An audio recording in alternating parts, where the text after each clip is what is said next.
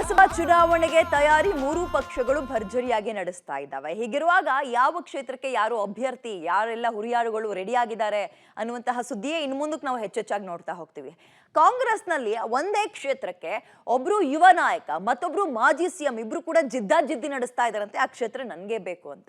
ಯಾರಪ್ಪ ಹಾಗಾದ್ರೆ ಅವರಿಬ್ರು ಮತ್ತು ಅದು ಯಾವ ಕ್ಷೇತ್ರ ನೋಡ್ತಾ ಹೋಗೋಣ. ಚಿಕ್ಕಬಳ್ಳಾಪುರ ಲೋಕಸಭಾ ಕ್ಷೇತ್ರದ ಟಿಕೆಟ್ಗಾಗಿ ಕೈನಲ್ಲಿ ಫೈಟ್. ಮಾಜಿ ಸಿಎಂ ವೀರಪ್ಪ ಮೊಯ್ಲಿ ಹಾಗೂ ರಕ್ಷಾ ರಾಮಯ್ಯ ನಡುವೆ ಫೈಟ್. ಬೃಹತ್ ತಿರಂಗ ಯಾತ್ರಾ ಮಾಡಿ ಶಕ್ತಿ ಪ್ರದರ್ಶನ ಮಾಡಿದ ರಕ್ಷಾ ರಾಮಯ್ಯ. ಚಿಕ್ಕಬಳ್ಳಾಪುರ ಲೋಕಸಭಾ ಕ್ಷೇತ್ರ ಒಂದಲ್ಲ ಎರಡಲ್ಲ, ಚಿಕ್ಕಬಳ್ಳಾಪುರ, ಬೆಂಗಳೂರು ಗ್ರಾಮಾಂತರ ಹಾಗೂ ಬೆಂಗಳೂರು ನಗರದ 8 ವಿಧಾನಸಭಾ ಕ್ಷೇತ್ರಗಳ 3 ಜಿಲ್ಲೆಗಳನ್ನು ಒಳಗೊಂಡಿರುವಂತಹ ವಿಶೇಷ ಲೋಕಸಭಾ ಕ್ಷೇತ್ರ. ಸದ್ಯ ಕ್ಷೇತ್ರದಲ್ಲಿ ಹಾಲಿ ಬಿಜೆಪಿ ಸಂಸದರಿದ್ದಾರೆ. ಆದರೆ ಇದೇ ಕ್ಷೇತ್ರದಿಂದ 2009 ಹಾಗೂ 2014ರಲ್ಲಿ 2 ಬಾರಿ ಸತತವಾಗಿ ಮಾಜಿ ಸಿಎಂ ವೀರಪ್ಪ ಮೊಯ್ಲಿ ಗೆದ್ದು ಸಂಸದರಾಗಿ ಕೇಂದ್ರ ಮಂತ್ರಿಗಳಾಗಿ ಅಧಿಕಾರ ವಹಿಸಿಕೊಂಡ್ರು. 2019ರ ಚುನಾವಣೆಯಲ್ಲಿ ಬಿಜೆಪಿಯ ಬಿಎನ್ ಬಚ್ಚೇಗೌಡರ ವಿರುದ್ಧ ಸೋತಿದ್ರು.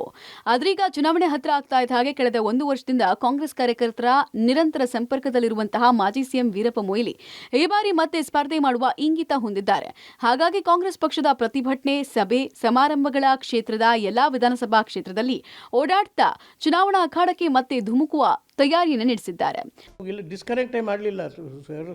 2019ರಲ್ಲಿ ಸೋತದಿಂದ ಇವತ್ತಿನವರೆಗೂ ರಾತ್ರಿ ಹಗಲು ನಾನು ಇಡೀ ಕ್ಷೇತ್ರದಲ್ಲೇ ಕೆಲಸ ಮಾಡ್ತಾ ಇದ್ದೇನೆ. ಜನರ ಯೋಗಕ್ಷೇಮ ವಿಚಾರಿಸ್ತಾ ಇದ್ದೇನೆ.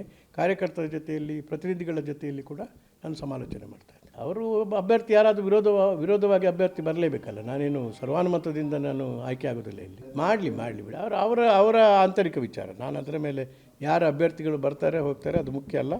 ನಾವು ಇಲ್ಲಿ ಕಾಂಗ್ರೆಸ್ ಪಕ್ಷ ಮತ್ತು ನಾನು ನಿಂತರೆ ಖಂಡಿತವಾಗಿ ನಾವು ಗೆಲ್ತೇವೆ.